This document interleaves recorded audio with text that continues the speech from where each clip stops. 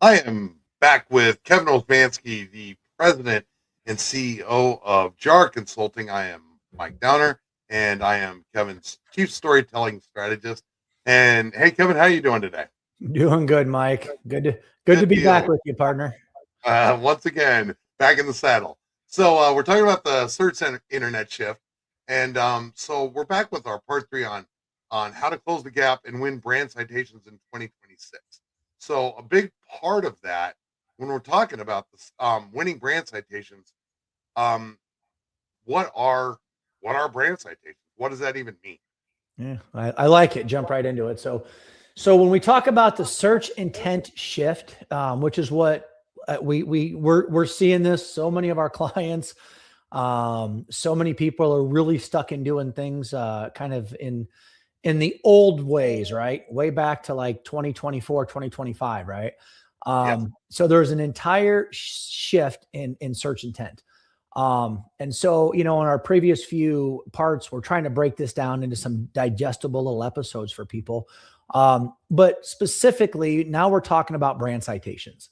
And, Mike, in this era where there's AI driven search and brand citations are replacing traditional backlinks. Okay. So if you think about it, in the past, a backlink was the gold standard for digital authority.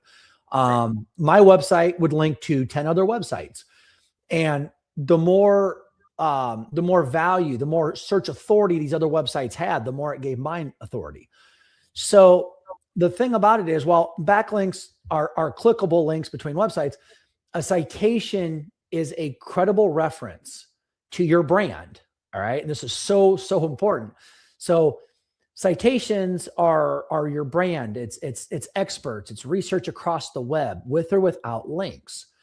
And this is really the part where I really like where things are going with AI. I tell people all the time, you can't, black hat your way to show up on AI. You can't cheat your way. You can't, you really, right now, at least, you can't buy ads on it. I mean, I'm betting at some point that changes, right?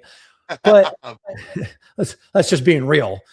But the simple fact is that the only way that you're going to become recommended on any of the agentic models is for them to say, yeah, this guy's the expert. This guy has all this real information, or this business, or this gal, whatever, whoever you are, that's what it's doing. So it requires the business to do what? To go out there and become the expert.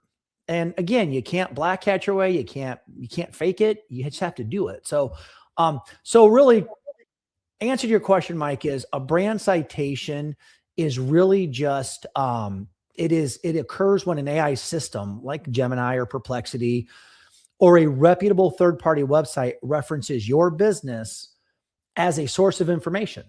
That's, in a nutshell, that's exactly what a brand citation is.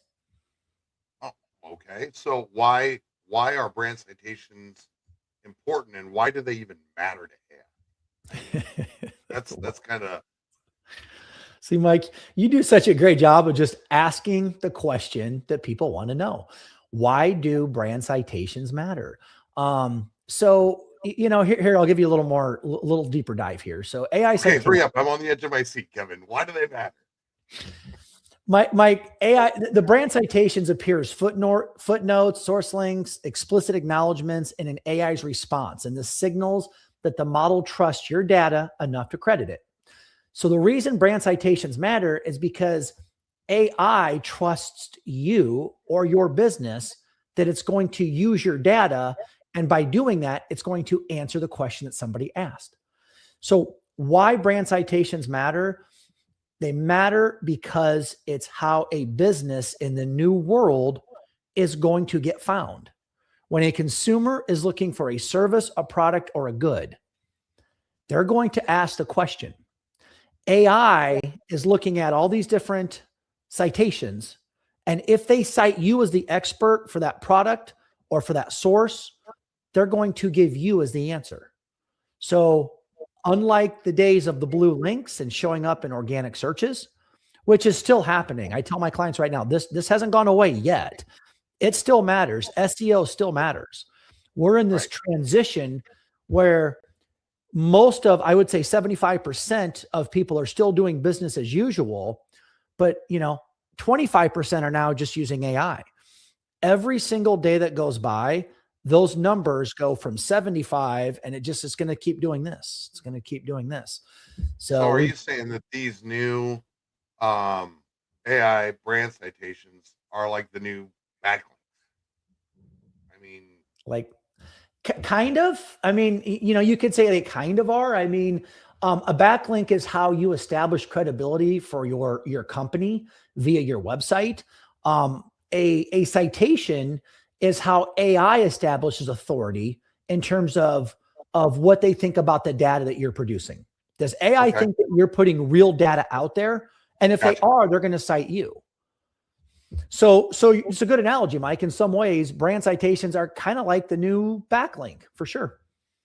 So explain to me, because I'm sure that this is a term that I just learned today, and that a lot of people have never even heard about. Explain to me what a citation drift is and how you combat Say that question one more time for me, Mike. that. Explain to me what a citation drift is and how do you combat that? Um, great question. So let me kind of just, I mean, now we're getting to the kind of the real meat and potatoes of what we're doing here. So when we talk about things like citation drift, what we're talking about is visibility in AI, which answers kind of volatile, if you will. The answers can be volatile. So a brand might appear in one response, but disappear in the next response. So some of the things that we've learned and studied as we've really dug into this, research shows brands earning a mention, which is a recommendation, it's what it is, and a citation. A citation is where you're being sourced. You're getting credit as the source of the data. So when you are mentioned or you're recommended and you're cited, you're 40% more likely to resurface consistently in future AI answers. So as we talk to our, to a lot of our clients and people we're trying to just educate on this because it's so new, it's coming so fast, is combating citation drift. Really what it is you want to be recommended or mentioned, your brand, and you want to be cited. So you want to be who AI goes. That's a true source of data that we say, yes, that's real. That's true. So that's what they mean when they say, you're combating citation drift. Very cool. Last thing I wanted to ask you is I've heard this a couple times. What is zero-click discovery? Another thing that I'm just now kind of learning about and hearing about. I'm not sure what that is. So if you could explain that to us and how to drive that. It's so zero-click discovery in today's world, where we've all grown up and lived with the internet. We would do all types of things to optimize. So we would show up when somebody would search something, so they would click on us, right? Right. That's really important. So again, this is where we gotta put our hats on and kind of go into the new world where so many users now, they're getting their answers directly from AI. These are summaries without clicking any links. And so, I gave an example in one of our previous episodes where I was looking to buy tires for my wife's vehicle. And yes. I mean, I just asked it and I said, hey, here's some things I'm looking at. And it gave me all kinds of information and options that I didn't even search out. It said, oh, you should think of this, this, and this. And that ultimately led me to change my buying decision and behavior. So what I'd say, Mike, is, the zero-click discovery, it's really, if your brand is cited within that summary, you begin to gain what they call narrative control and your brand recall, even if the user never visits your website.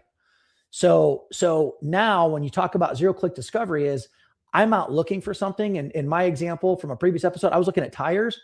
Right. And tires that I did not even know existed. This is funny. I didn't even know they existed. Now I didn't buy those tires, but I now know they exist. So that brand that I never heard of before, when I was looking at two specific tire brands, it recommended a third one to me. So here's the thing. I have another vehicle that might need new tires in another 6 months. I'll probably stretch it out maybe 10 months, because I don't like to buy tires. Right. But you look at the zero-click discovery as I am now aware of a whole new brand of tires that Gemini said, you should really consider these. And I didn't even know they existed. I now know they exist. So I think that kind of highlights the power of what we're looking at with AI today. That specific tire brand company, they didn't run a Facebook ad. They didn't run TV commercials. I didn't even know they existed, but now I do. So that's another important thing that I think business owners need to think about is consumers are going to be changing even how they learn about products that they're not even looking for. So good question. Glad you asked that one, Mike. Thanks. That's gotta because the traditional way of thinking as a business owner, when you did it yourself, or I remember being back in the radio business a long time ago, and everything was about, oh, we got this many clicks, we got this many click through rate, click. Sounds like it's going completely away from that, and you know how to help people make that transition. Yeah, and that's Mike, as our business has really evolved, and like I said, our customers hire us to help them, with their branding, with their marketing. We do all those different features, but what's evolving, it's coming so fast right now. And I tell my clients this, there are going to be winners and there are going to be losers in business. This is not a situation where everyone's going to get a trophy or everyone's going to do okay. There's going to be real winners and real losers. So, I think many businesses, just out of survival, they need to adapt. They need to start looking at this. When we talk about things like, just something as simple as, how do you win brand citations? Guess what? It's really important. For whatever your brand, your business is, you want to get cited by all these AI engines. That means that they're recognizing you and your business as a true, legitimate data source. So I think that's kind of the key takeaway for today. So you covered a lot of ground again in a short amount of time. So thanks again for all the great information, and we'll be back. I think we got one more of these in this category, and see if we can help a few more folks out. And then whatever my customers keep asking me, that'll become the next category. So thanks, 100%, Mike. 100%. All right, buddy. Thank you so much. You have a great day, Kevin. Have a good one. Bye.